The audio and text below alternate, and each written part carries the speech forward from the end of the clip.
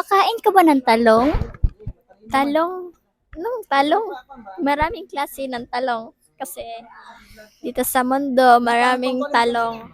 Yung talong eggplant ba? Ay, kumakain ako niyan. Masarap yan, tsaka healthy din yan sa katawan. Kumakain ka ba ng itlog with hotdog kinombine?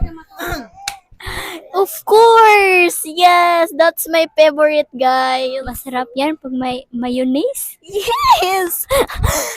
Yan yung gusto ko talaga. Lagi, lalo na yung snack ko. Yan yung gusto ko. Favorite ko talaga.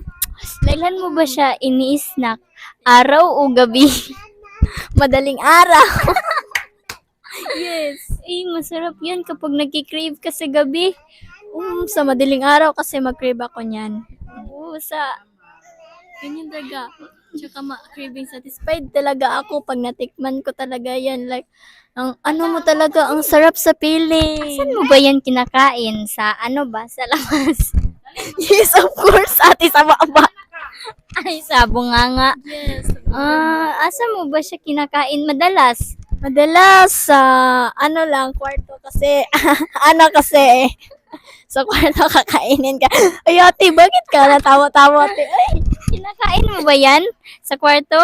Yes, kinakain. Ano yan? Doon din ako magtambayan kasi manood ka ng TV, no? Mag-movie marathon. Yes! Yun yung masarap. Tsaka yung mayonnaise, ganyan. Ang sarap-sarap. Pag itutuslo mo siya sa condense, sheesh! Yan! Ang sarap-sarap. Yan yung gusto. Tsaka, parisan mo ng juice. Juice na ano? Buko juice! Buko juice! Perfect yan na. Yun yung buko juice sa madaling araw. Masarap yan. Oo, sakto ka. Yan yung favorite ko talaga. Favorite mo yan? Favorite ko rin yan. Kapariya tayo!